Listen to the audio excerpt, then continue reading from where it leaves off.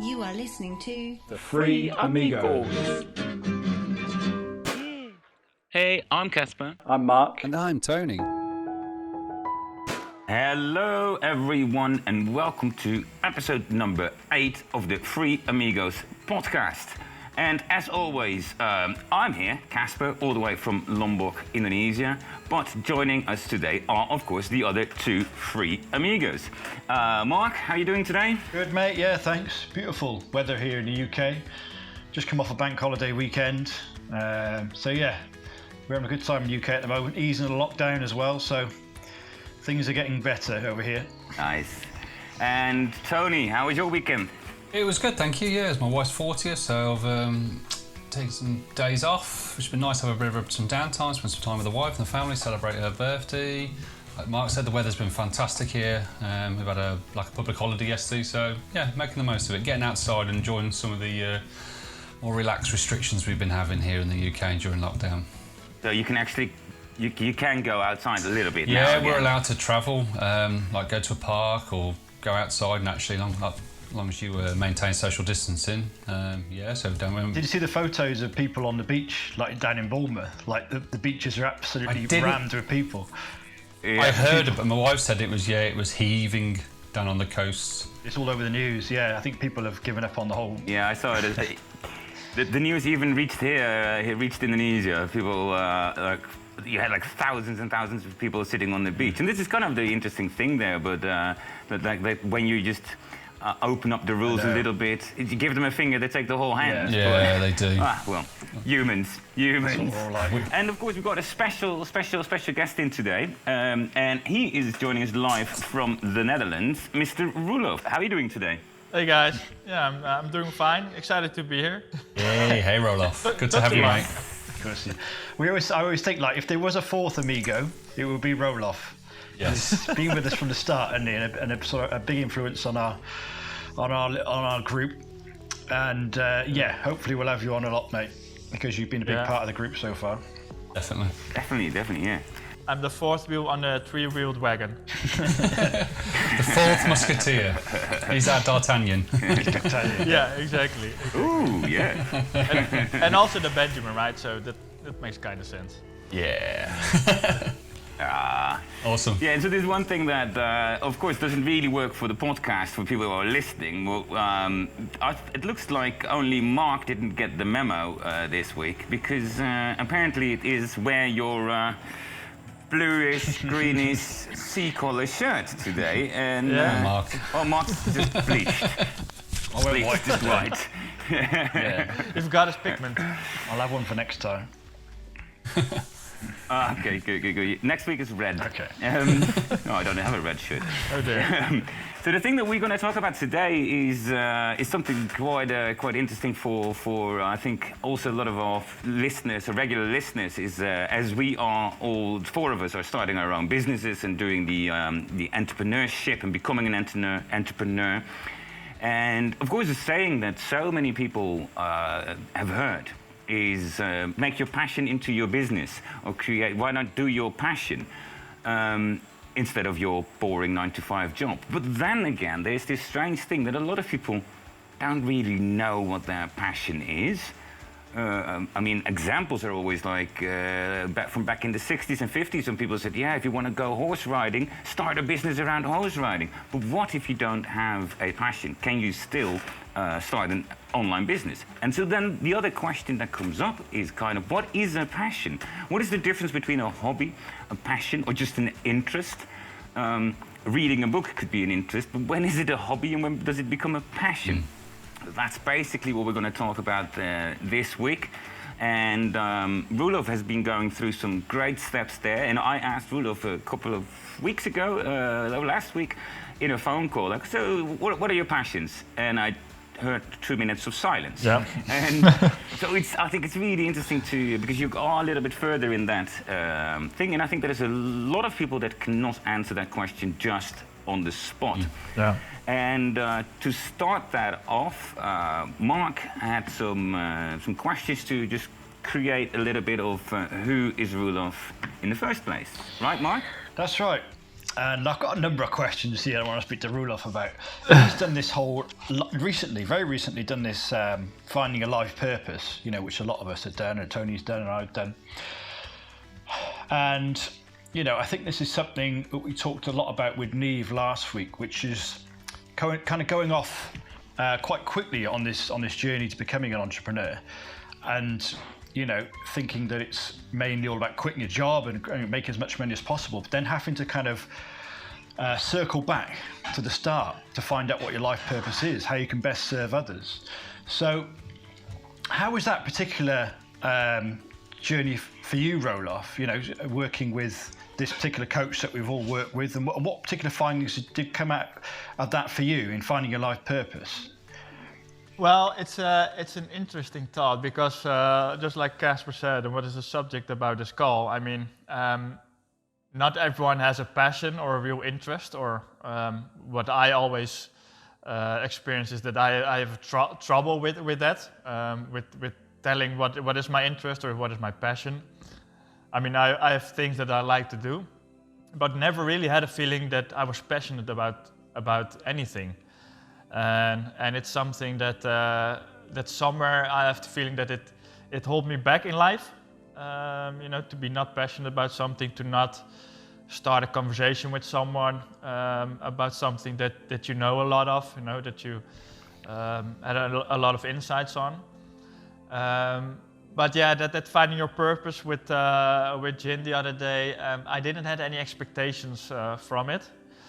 So I really didn't know what to expect from it, but I had the hopes that it would give me a better insight on me, myself, and what I want out of life. What is my message? Where do I want to go? And the funny thing is that she makes you go through all your life, right?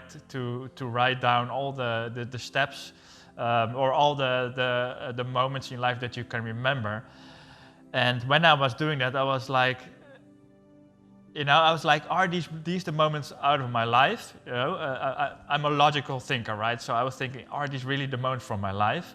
But then again, I was thinking, there's a reason for it that I remember these moments. Starting at 6 years old or 8 year old, and going up. So it was kind of interesting to go through all these, to write them down, but also to talk about them with someone you don't know.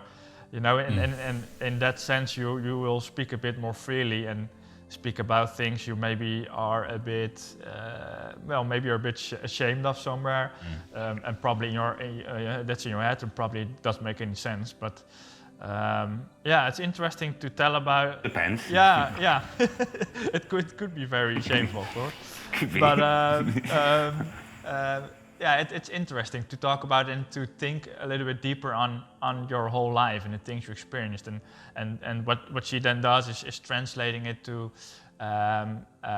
things to values and things that move you. So, I was very. Surprised by it.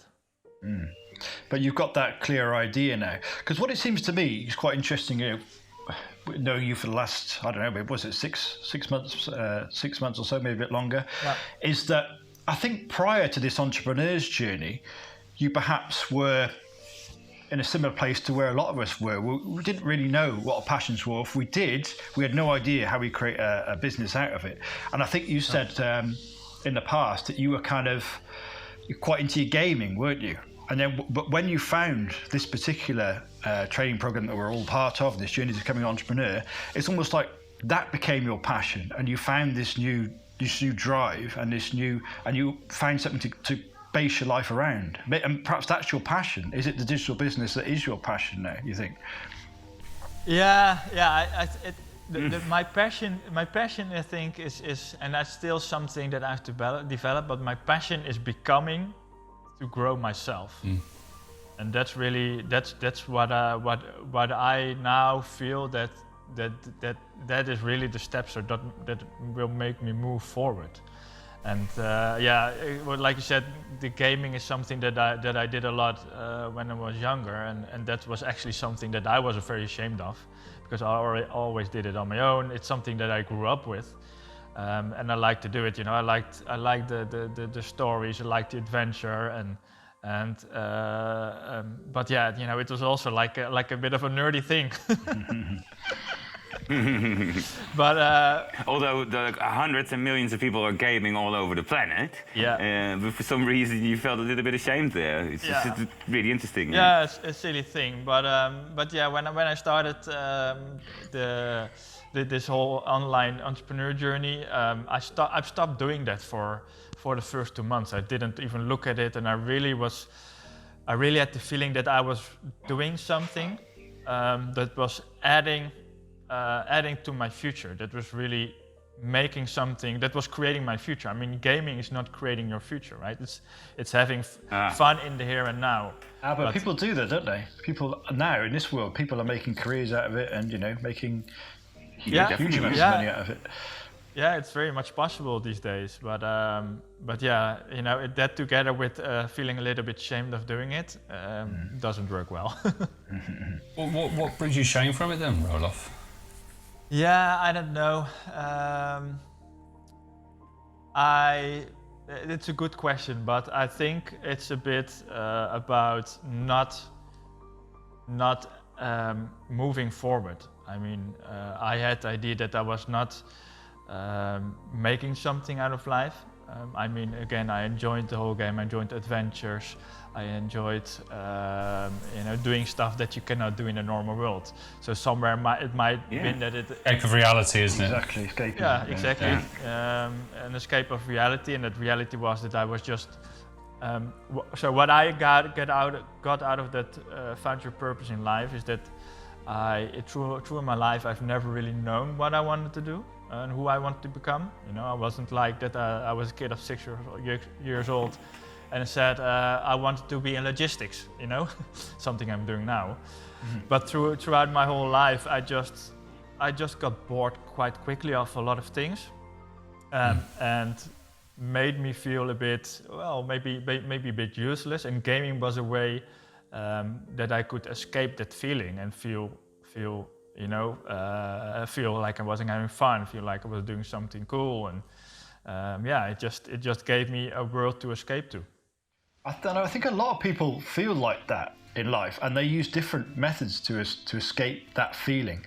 That's something that I talk about in on my social channels. Is this kind of coming out of school, not knowing what your purpose is, not knowing what your passion is, which I think is pretty damning indictment, really, of the whole education system. I know we've spoke about it here in the past, and there is that feeling for a lot of people just going into a job for the money, and this underlying feeling of there must be more to life than this. I know that there's more to life than this, but you're just kind of educated to be like a cog in a machine, isn't it? This kind of society machine. Okay, find a job, fit in there, even if you're like a square peg in a round hole, just to make money, and never really exploring your potential, never really finding your passion. And people use a lot of different methods to numb the kind of pain of that, I suppose you could call it. But it's like it's just sort of like a mild pain, isn't it? That you just go through life, like that voice that's saying, there's more to life than this, and you use gaming, people use alcohol or whatever it might be, but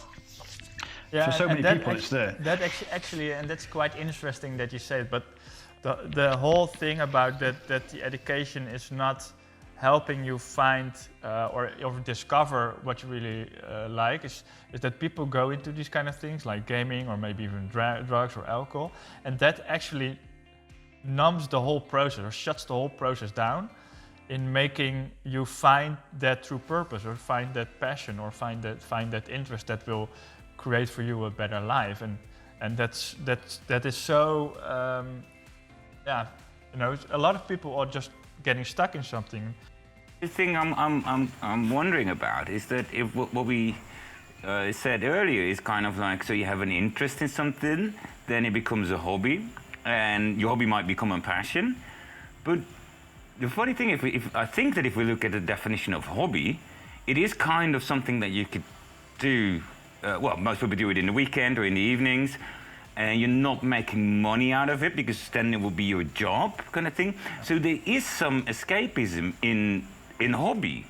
I mean, it could be puzzling, or it could be like making a jigsaw or whatsoever, right? So, or gaming could be a perfect hobby. Yeah. And so what you see there is that kind of conundrum between that you actually are ashamed of it because other people would say, hey, you're not growing or you're not moving forward or whatsoever. First of all, why would they bother? But that's also a bit of a Dutch thing, I think. That it's really, really judgmental. But you see what I mean there? So kind of the balance between doing your own thing, your hobby, freedom, and escapism. I mean, it's better to play games than to sit with a half a liter of beer in a park all day, if that's your hobby. Yeah. It's the reason. It's the the reason why you're doing it. Are you escaping, or are you looking at gaming and going, "I'm going to create a business. I'm going to create an income for myself doing this. I'm going to, follow the steps to whatever. Get my videos up on YouTube and build a following, and turn this into some way of generating income." It's how you're using it, isn't it? Yeah, I think generations more so have that mentality now. The likes of like YouTube, Twitch, and there's huge personalities online, all coming from a gaming background. Yeah. Some of the biggest, I talk to my younger cousins and nieces and nephews that game a lot, PlayStations, Xboxes, even PC gaming. And they're all addicted to like a handful of celebrities on YouTube and Twitch, just playing games all the time, just watching someone else playing a game. Yeah. And they've used their passion, their hobby, their interests to create a brand and a business of their own in today's digital age. Yeah. But that wasn't possible for us 10, 15, 20 years ago, though, was it? It was just a hobby. It was just something you just did for fun. Yeah. But that's what the internet can bring people today. And some of these people are making tens of millions. When you look at e-gaming, esports, some of the competition they do around the world for that, it's a viable profession these days. It's becoming a profession, and that's the right word. And I think that's a good thing, and especially now because when you grow up now, you grow up in the online world, and so it's a means that you can express yourself. So now that is getting accepted or more open into the world, and people will maybe also make it a profession sooner instead of like I did. Yeah. I didn't grow up in the online world. Maybe somewhere halfway through, the World Wide Web came into the picture. But I grew up in playing games for myself, and just doing it on my own and not online with thousands of others. And somewhere between the line, I missed that gap, or I missed that confidence to also do something about it going online. Oh, that's what you said, because you're ashamed of it in some way, and that's why it's so fascinating. And I mean, is it like would that count for any hobby? I mean, can hobbies be judged by others, and therefore, like the hobby can become a passion? Can it be judged by others? If you have like a full-time job, you have a nice house, you have a girlfriend, you might start a family, so you're doing everything right, as for like society standards. So you can decide what your passion is, as long as it's not building a dungeon in your basement, or that kind of weird stuff. I mean, it can be anything you want. But you have the freedom to do that. Well, I think a passion really is something that connects with you on a deeper level, though, isn't it? I don't think you can really go, I want to make this my passion. I think it really has to be something that you just love doing, and that almost kind of just takes you outside of yourself. Yeah, and you're just like... Yeah. Because I wrote a blog on this, like finding your passion, like trying to advise people that if you don't know what your passion is, what are those things that you do when no one's paying you to do it? What are those websites that you go on when you're kind of at your breaks in your work? What do you do on the weekend with your free time when no one's paying you to do it? And I think that's the place where you can find what your passion is, because that's the thing that you love doing and no one's paying you to do it. So if you can turn that into a business, it's a win-win, isn't it? You'll just love your work. Yeah. But will it still be a passion then, or would it become a business? Well, that's that quote, isn't it? The easiest way to kill your passion is to turn it into your work. Yeah, but I mean, yeah. Now you have to do it. Oh no, Roelof, you have to game every day. Oh no. Darn. but it's better than doing something that you hate and doing that as your work. You know, which a lot of people do just for money. True that. Yeah. Yeah, and I think it's right. You know, it's a passion when you love to do it, and you know, it's becoming addiction when you do it too much, and when your environment is feeling the effects of it. And that's a bit what happened with me when I was younger. You know, before I had the job that I'm working now for the past 10 years. You know, before that I was, you know, not knowing what to do with school, not knowing what I wanted to do with jobs. So I had several jobs working for them, for a year or maybe less, and then hopping on to the next one. But in between I was, you know, gaming a lot, and that just didn't connect good. And I knew that I wasn't doing something that would bring me further in life, and then it's not a passion anymore, I guess. And I think you can say that about a lot of things. But yeah. But that's the thing with hobbies and passions, maybe. I mean, of course, the difference between a hobby and a passion, I think, is the things that you're referring to as well, Mark, is that when it becomes a passion, it's when it becomes unstoppable inside yourself. You just feel it, you are it, and you live it. You live it. You got a subscription to the monthly newsletter and all of that, and you know everything. You go to the meetings or whatsoever, right? And but still, it's like, does it have to be something that you actually grow in life? Does it actually have to, or can it be in a way escapism? I mean, like I said, so if your passion is a Sudoku, okay, you might learn stuff from that so you can become a code breaker or whatsoever, but 99% of the people will just make Sudokus and be passionate about that, or as far as you can be, I don't know, but you know what I mean there. So does it have to be something that is helping you progress into a future? No, I don't think so, and if you're okay with that, then it's fine.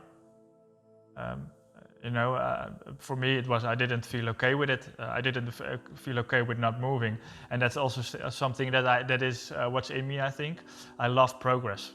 You know, I love growing. Something that I confirmed in the last 6 months is that I really love to grow. I really love to become an even better person tomorrow than I am today. So maybe unconsciously that was what was not making me feel okay back then.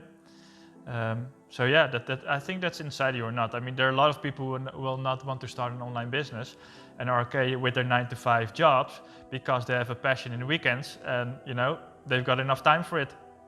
Those 48 hours, you know, that's fine.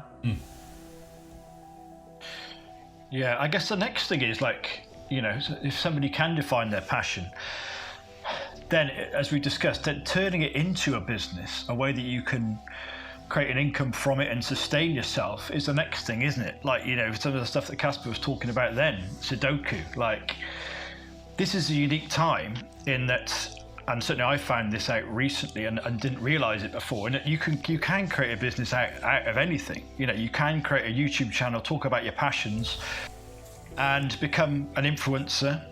And also this I mean, the Sudoku channel, I don't know if it exists, most I'm probably sure it there does is, exist, yeah. but the Sudoku channel will be a massive channel. Yeah, there'll be people who love it, yeah, who will tune in and subscribe. But then also there's this affiliate path as well, which we're all a fan of, you know, in that, and Tommy was talking about this the other week, in that, you know, you can then earn if you're recommending products that you use, even if that is Sudoku or whatever it is. If you're into travel, this pencil is the best Sudoku pencil. well, yeah, this pencil writes very good numbers. Yeah. To be or not to be, a Sudoku question. Yeah. But yeah, that's one example. Or if you're into travel like Casper, you know, then you can kind of recommend particular holidays or hotels, or I mean, it really is like sky's the limit, isn't it? And you can just earn a commission by recommending these products that you love to other people. Yeah.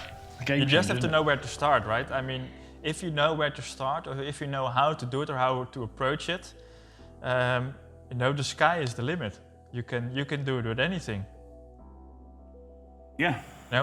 I fully agree, but you need that's why that question is so interesting, is that you kind of like, so like I said in the intro, is like, I think the first time I heard that whole thing about make your passion your work and all that, I think it was Alan Watts the first time, so that's a long time ago already.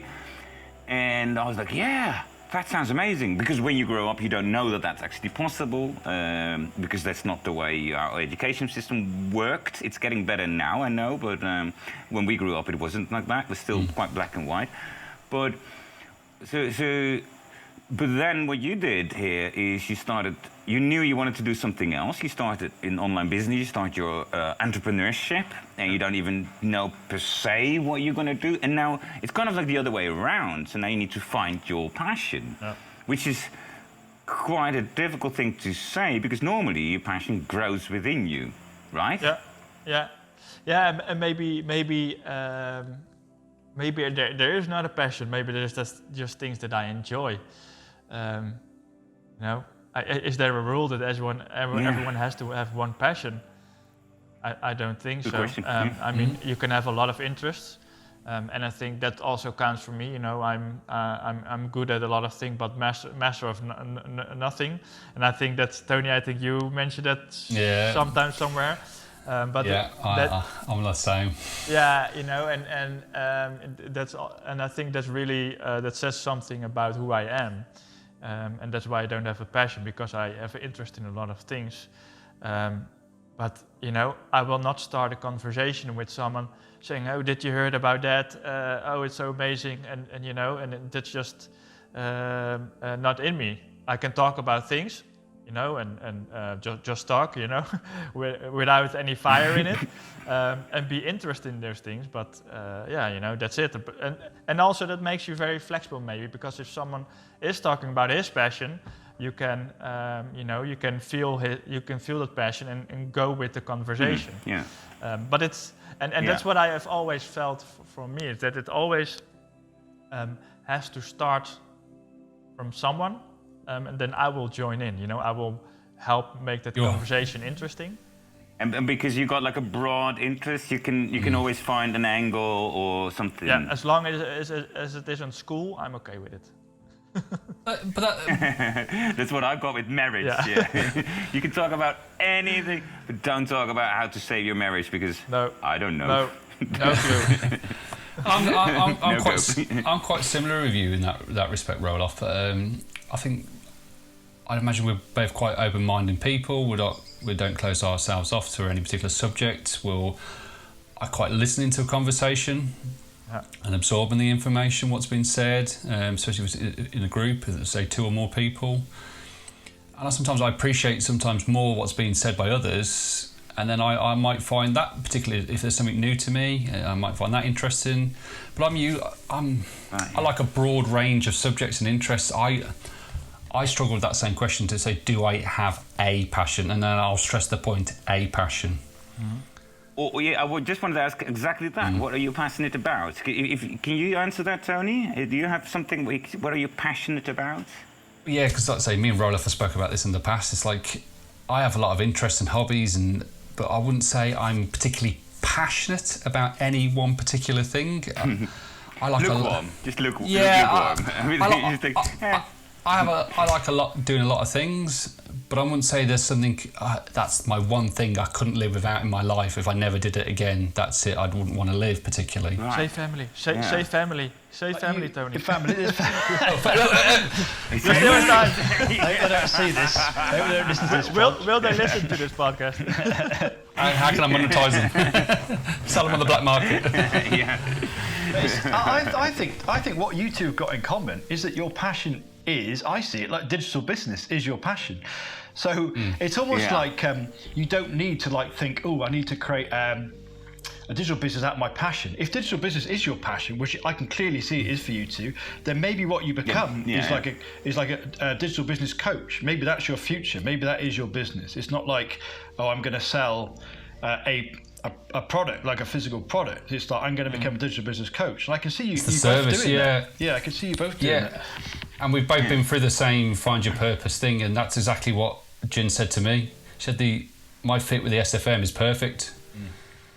Because what that's sort of trying to teach people and just have an online education and being a coach and trying to be a mentor to other people to get themselves online is where your strengths lie. And I think it seems to be the same for Roelof as well. It's just getting people out of that traditional way of life, that 9-to-5 way of being, and because we're both, I suppose, in the same sort of 9-to-5 environments, and we want to break free from that and give ourselves more freedom. Yeah.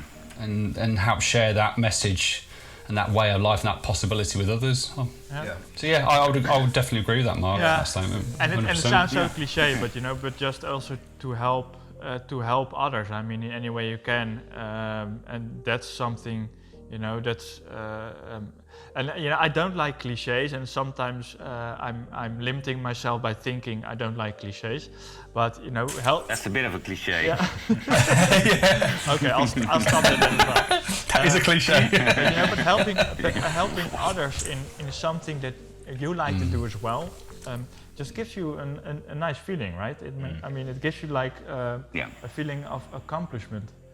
Fulfillment, you're the same. We like doing what we do within the groups and helping other people, and I get immense satisfaction. And I know you do, Roelof, you're really growing into that sort of leader, that coach, and you've embraced that learn, do, share 100%. Yeah, and you're gonna I think take the reins on that even more and more as you head down your journey. Yeah, and at the moment it's it's the head game, making just believe in yourself and just understand that what other people say about you is true. Only the positive things, of course. The positives, What do you mean with that? Self-belief. Yeah, just it's the self-belief part, right? It's all self-belief. Is it? No, I mean, like, what other people say about you is right. Is that what you said? Well, like Tony, stuff. what you just said, that I've grown into a position of coaching where I should. Oh, that's what you mean with only the positive stuff. Oh, okay, got you there. Yeah. It is sometimes. I can do that game. That's a good game. I thought it was a trick question. Casper with his trick questions. I said I would be nice to you today. Yeah. It is, but sometimes I've said it before. Me and Roelof are very similar in our personalities. I think we're quite introverted, and sometimes when someone pays you a compliment, it's not always. I'm not always quick to just accept it for what they've said, and I don't always necessarily believe it. But that's part of your self-discovery, and that's part of your journey, your personal development, isn't it? You've got to get over your limiting beliefs in you and have some and improve your self-belief. I'm the same, Roelof. It's easier said than done, isn't it? Well, yeah, but at the same time you think, okay, what I'm now thinking is just dumb shit, But still, but this is exactly what you said earlier. It's so interesting because you said, I think that on this journey to quote you, what you said earlier, it was kind of like, I want to be myself. I want to just be myself, become myself and be myself. And the main part, of course, is that what we talked about earlier as well. When you talk about gaming, you feel shame. And you don't want to feel shame, you want to feel yourself, you want to be able to say whatever you want to say. Right? That's being part of yourself. Or how do you see that? So if you see like Roelof in 2 years' time, what would it be? Good question. I would be someone who shares in bigger abundance or in bigger volumes with people that I don't know and with people that I do know. I would be someone who can take his family out on vacation and give them a good time. And I know that's very, financially said, but that's really what I want to do for my family because, they've done a lot for me. And I want to be, that guy that just, walks on the street with confidence, saying hi to everyone, because it's just, a nice weather, knowing that, he's got it all figured out and he's doing things that, that he helped himself, becoming the person who can now help others in big volume and even, add value to the world and make an impact. But there I can ask a tricky question. because you know that you will always grow within life, and we talked about that you're always like the medium or the mediocre of the people surrounding you. So there will always be steps ahead of you into the future. There's never that moment where you think, well, I've figured everything out. Yeah, maybe on your deathbed, but you go, oh, now I know. But so it's not that in 2 years' time you go like, eureka, I've got everything figured out. And at the same time, if I flop that question into, instead of 5 steps in front of you, you already have 500 people that you can just tell whatever you've learned, and they will learn from it. Yeah. So you can actually do this already. Yeah. You can go on the street now, well, not now, after the podcast, you can go on the street and walk around like that. Yeah. I realized a simple thing, and I want to hear your opinion on that, because what I realized, I got a bit angry the other day, just by myself, to myself, basically. It's like, okay, so I'm turning 40 end of this year. I can share 40 years of experience. This is what I figured out. And yeah, a lot of people that might be 60 or also 40 and go like, yeah, I don't. But there will also be a lot of people that go, wow, thank you for sharing that. And that's kind of like the old thing, like what would you say to yourself when you're 6 years old? Oh. And I'm not saying that you should market to 6 years old, but if you just share all the knowledge and all the wisdom that you have at the moment, that's exactly the same person as that you just described in 2 years. The only difference is your self-belief of that. Yeah, no, and that's completely it. You know, having the self-belief that it's worth, and you sometimes see it, you know, if you, I mean, we're all in online marketing, we're all putting things out there, maybe a bit wobbly, you know, maybe a bit uncertain, what will I do? Yeah. But when you get feedback, you know, from it positive, and someone says, you know, I really understand what you mean, and I can relate with that. And it didn't happen a lot yet, but also that's a bit, you know, because I don't put that much content down there. But you know, that's a proof that you can do this kind of things. But yeah, that head game is the affirmation. Yeah, the affirmation. The affirmation is that what you need to grow into that. Yeah, and everyone needs that, and then I'm very convinced that everyone needs that, and it's good for everyone. But it's humans. But you know, not everyone needs it in the same amount. You know, some persons can do with less, and others just need a little bit more. Yeah, it's about dealing with whatever comes up, you know, if it's positive or negative, and not letting it slow down your momentum, isn't it? Like I think you've posted before where you've had some negative feedback, haven't you? On I think was it an ad? Yeah. And you know, you questioned how to deal with that, and I think you dealt with it pretty well in the end, didn't you? Yeah. Oh right, yeah, you did indeed. Yeah, I remember that. And that's funny because I'm quite good with it.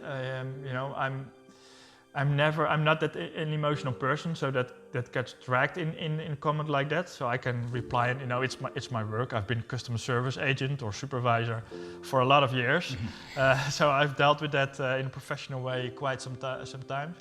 But yeah, he had a feedback on my message. I cannot remember exactly what it was, but I could give him a good reply. But you know, after that, he made another reply, and that, I think that's what you see a lot in online world, when you try to make your point and someone comes back with the exact same message as what he shared before, you know, and that's what he did. I was like, okay, this is not going to work. This is just not going to work. You know, there are so many people. Stubborn trolling, yeah. Yeah, but there are so many people with so many different convictions and experiences and things like that. So, and the online world is I think the best thing out there, but also the worst thing, because people will not take your advice or take your what you share as, you know, as easily as it maybe would be if you stand in front of them. And that's what you just said, Mark. It's kind of like so before you say like, yeah, okay, you got to accept that what people say about you, that's true, only the positive things. But well, it's always going to be positives and negatives because there's a lot of idiots out there, and there's also something. Not true. I mean, yeah, and not just in the online world. No. I mean, so you also need to create an elephant skin there for And it's one of the things that you know that I'm also really, really sensitive to those things. And as you guys know me personally as well, I can be really sensitive to what people say about me or that I say the wrong thing. And it's almost like being a trauma from how I was brought up.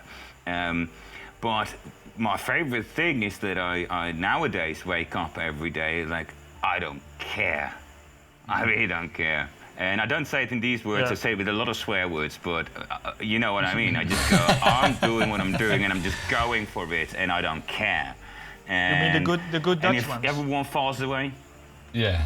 Oh, there's plenty of them, yeah. No, but it's Is just this your because Dutch directness? Yeah.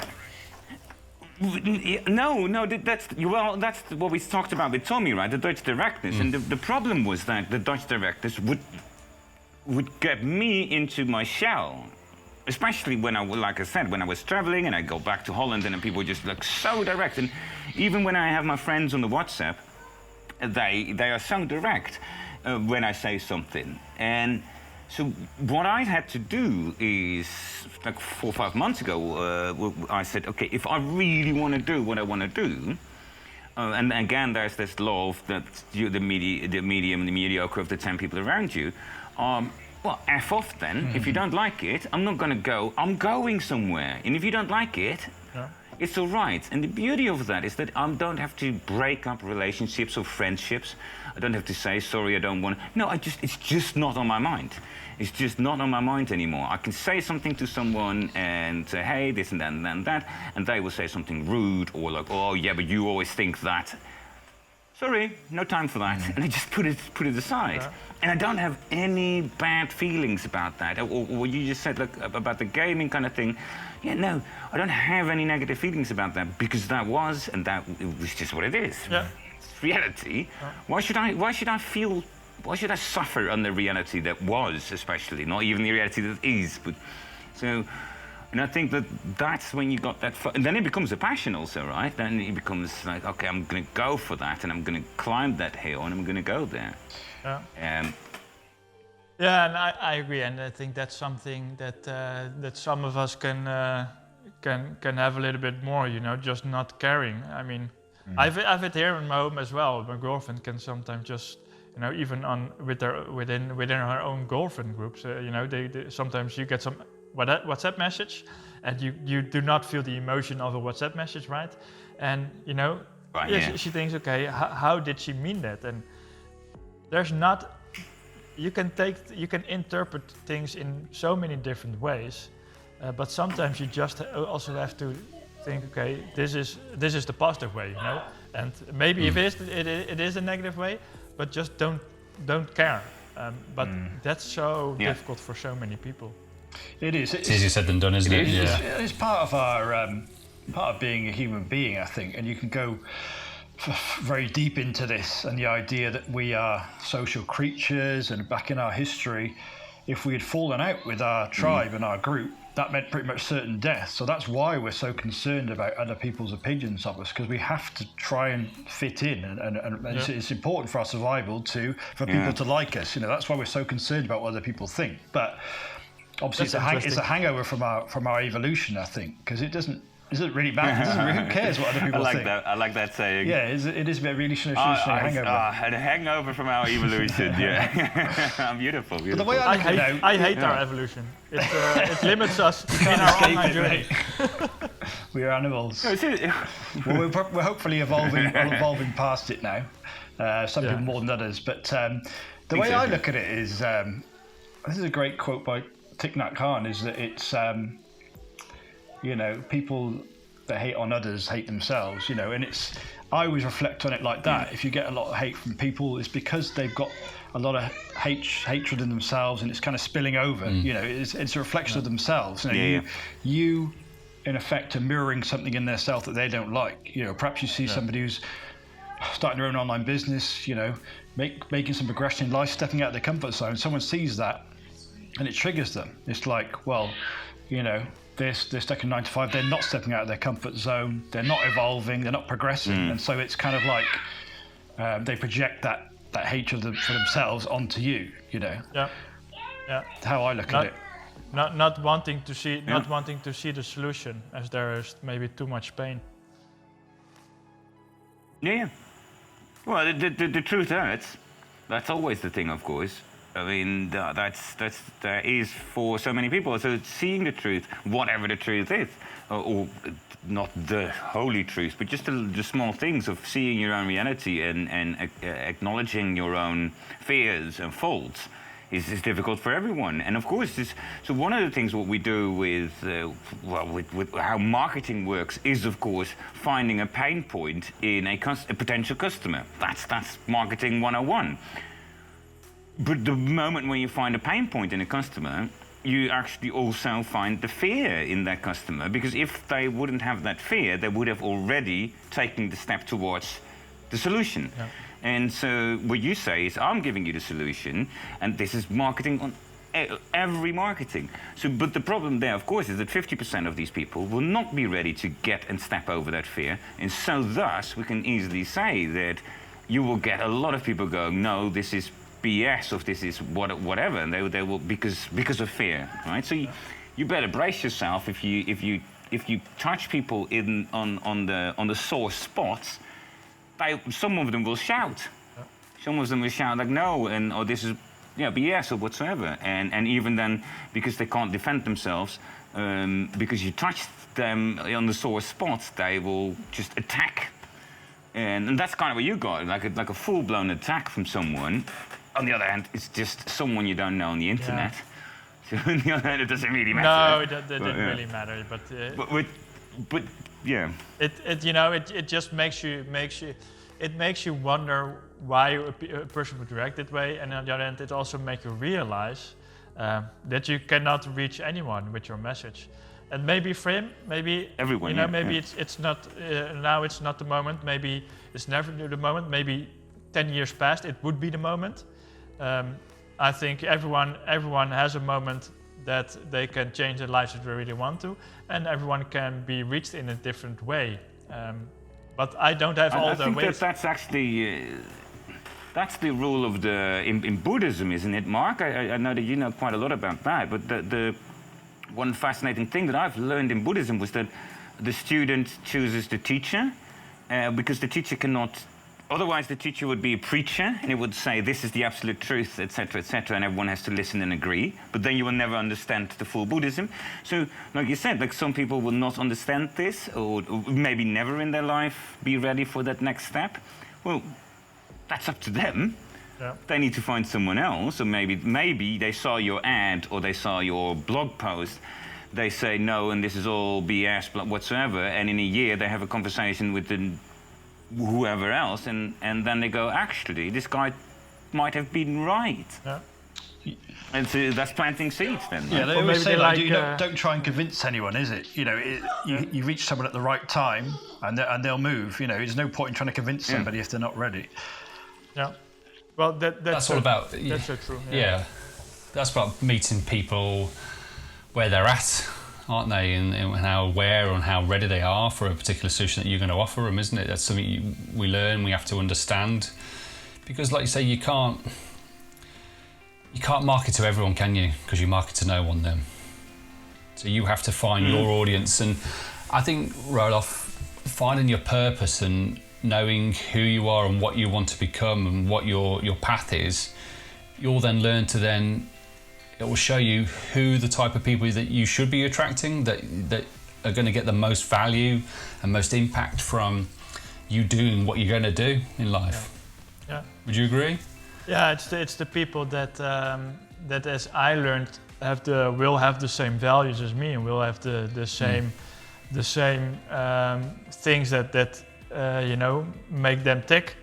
And the first thing you have to do is to understand that for yourself. And I kind of love that journey now. I think of it, because although you want to help everyone, that you can help, you will not be able to. No. So you also have to direct your energy and your focus to a certain kind of people to make the best use of that energy. And that's something that we learn, right? Yeah, I mean, absolutely. Yeah, find your tribe, isn't it? Yeah, Find your definitely. audience, yeah. Yeah. Because I think that's where you can concentrate your efforts and the value you can bring to them, and you know in return they're going to get the most value out of what you've got to offer. And from your leadership and your mentoring and whatever you can offer them in the future, it's just, you want people that are willing and able to receive what you can offer, isn't it? It's a benefit to both parties then. Yeah, because and that's what I what I feel is that when you help someone, they will is it called inadvertently, but they will help you as well. Yeah. You know, they will help you because they will give you feedback on how you are helping them. Like that, we all need the affirmations or the confirmations, so they will help you grow as well. Yeah. Yeah, but this is kind of like what you said earlier, Tony. It's kind of like that if you start your business, whatever it is, and so you both have got that passion for starting that business, and so this will be it's almost, it can be a limbo, it can be kind of like a difficult one, and of course it is easier for people that have a certain really specific passion, as in. Like I said, so it's especially when you have two things. If you combine two things, so your passion might be horse riding and Sudoku. You are doing Sudokus on the back of a horse. I mean, people go like, now you got really specific on what where your potential customer is, or where your potential things are. You can go really. And that makes it just easier to start marketing online, or selling things, or writing your stories. I mean, if these are quite weird, of course, but let's do like a South African horseback trip with 20 Sudoku stops. That's the thing. It's a really strange holiday, but people would go for it. It's very niche, people that isn't have it? that same kind of, yeah, but I mean, but you would know that the people that are interested in both those two things will love it, or will at least they're a be perfect interested. fit. Yeah, they're going to be a perfect so you fit. can really, you can market really specifically, and so thus the good thing about that, of course, is that you get less people just shouting back like, "This is ridiculous," because it's only ridiculous for people who don't like Sudokus and don't like horse riding. Yeah. And of course, this is a ridiculous example, but it doesn't matter. It doesn't matter if these are your two passions, then that will work. And so that's kind of the interesting thing there. But still, it is one thing. And Mark is just gone for a second now, because I wanted to ask him. But there he is. There he is again. Well, let's wait for 1 second. I'm just going to throw him a question right away. Hey, Mark, you're back. Yeah, chaos going to. Can you hear it? Let's see if he's back. I Chaos know in he the can hear background. us. Maybe he's muted. Yeah, there you go. So, quick question there, because just to get back to that point of passion and hobbies and all that, I know you're a passionate guy.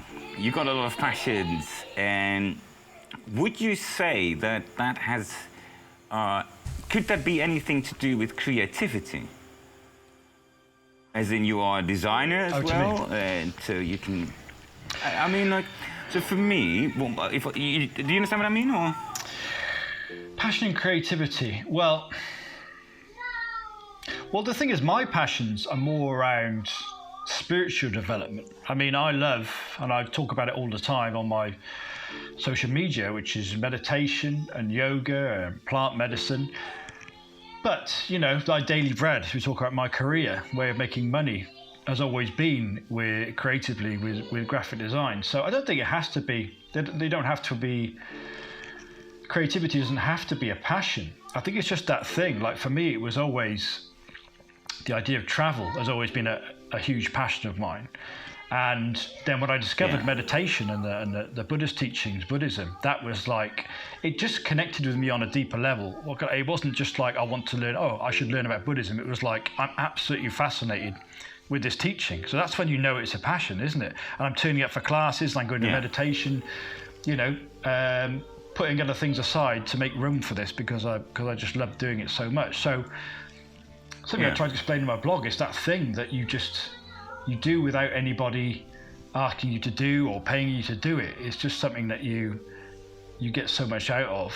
And if you traditionally, this is what before I found the path to becoming an entrepreneur, it was like, how on earth do I turn this into a business, a way to kind of finance my life? And I had no idea. So that's why I was stuck in this graphic design career, which was fine and creative, but not really fulfilling that deeper passion of this spiritual, this love for spirituality and wanting to help other people in the same way that I've managed to heal myself. I want to help others because men's mental health is such a huge problem over the world. I want to be able to help others in my time. That's my mission. How on earth do I create a business out of that? I had no idea until I started on this path, and then it kind of all starts to click into place. Okay, this is how I do it. This is how I find my life purpose and how I, create that life of freedom and abundance as well. So it's just a shame that so few people know about it or come across this. We're all fortunate. But might it be easier for creatives? And because in the beginning of this conversation, we also said, we talked about escapism, which I found fascinating. Escapism is such a weird thing because we need escapism. This is why we all watch Netflix and movies and we read books to just get ourselves into another world. We need that just to get a better overview of our own world most of the time. And so that's what I'm kind of like, might it be that it is easier for a creative person to create an alternative reality? For instance, like what you do is you go, you posted a beautiful thing online this week where you were in nature and I can't remember the exact phrase, but it was something like, this is my it's my story.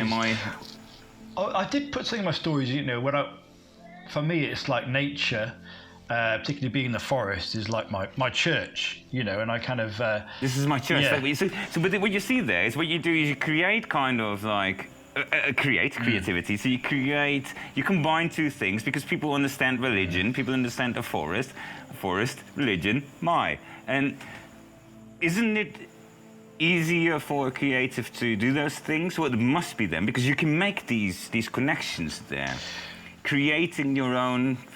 But isn't so as I think of, isn't creativity more coming from the head and the passion more from the heart? Yeah. Ooh. Well, I think it's coming from somewhere else. I think you're right there. I think it's the heart, yes, and I think. Also, when we talk about flow state, I don't know if we talked about it on the pod before, is this idea that you're kind of... No, we haven't. You step yet. Outside of the mind. We're definitely going to talk about that.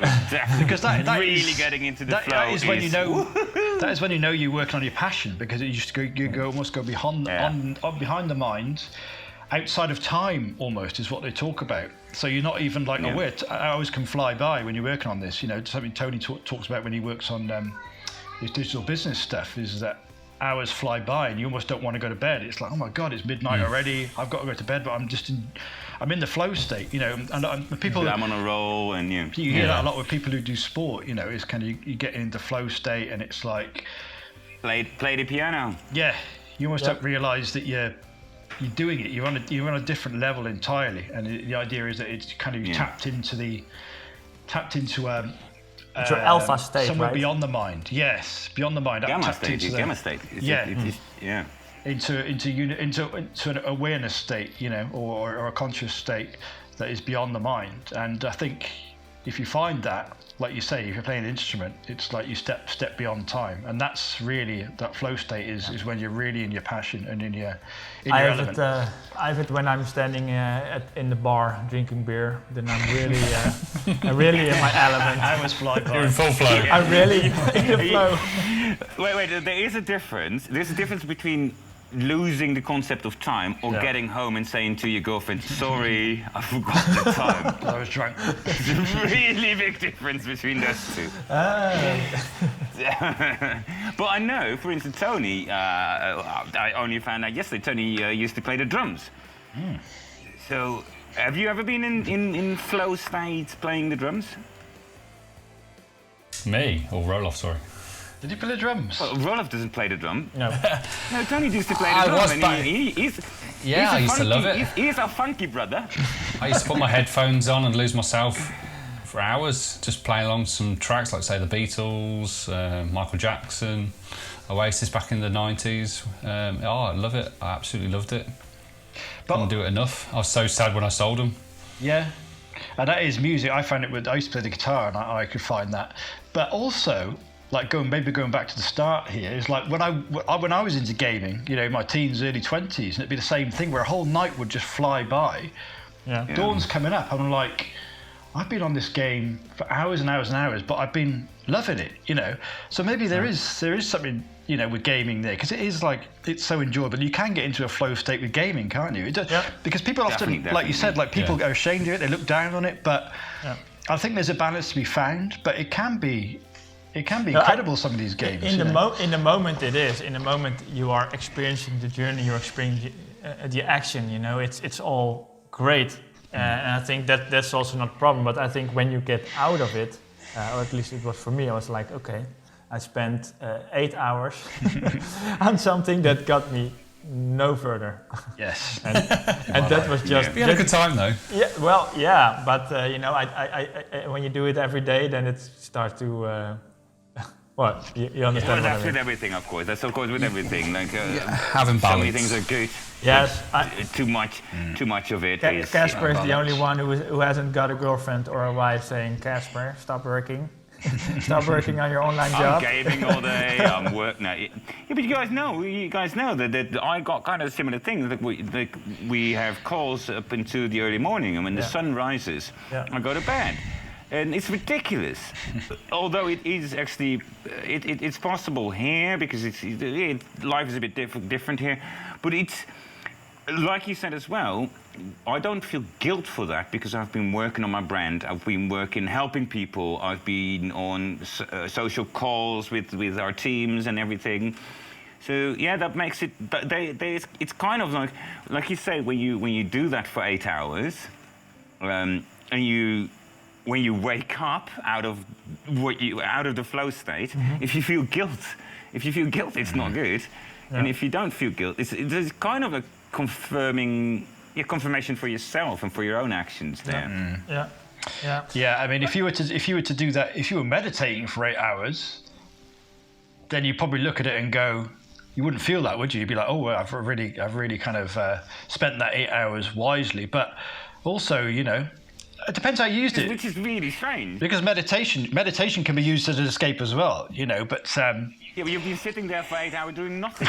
I mean, well, doing a lot, but you know what I mean. It's kind of this is kind of what I mean as well. It's like, does that guilt come from yourself then, or does it come from a social standard? Because meditation now is quite hip and socially accepted. I don't want to break up, but I got a job to do. I'm not saying that happily, by the way. he's going gaming again. As you all know, I got my patience, or how you call it in English, my minesweeper. Minesweeper. Oh right, yeah. Your minesweeper for the rest of the day. For the rest of Let's 8 round it hours. off then. Let's round it off because we so many great conversations then. And let's round it off for now, as Tony said in the opening, we're going to have more conversations with Roelof, of course, and we're going to follow him on his journey.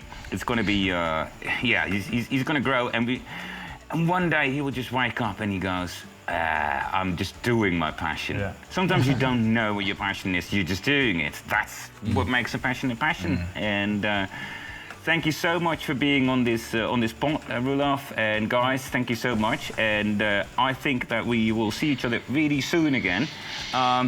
So, Definitely. Thank you for now. Thanks, guys. And I would say, Thank you, cheers, Roelof. amigos. Adios. Adios. Gracias. Thanks, Roelof. Bye for now, mate. Bye. Thank you, Roelof. Thanks, guys. You have been listening to Free Amigos. Hey there, hope you've really enjoyed listening or watching to the conversation today.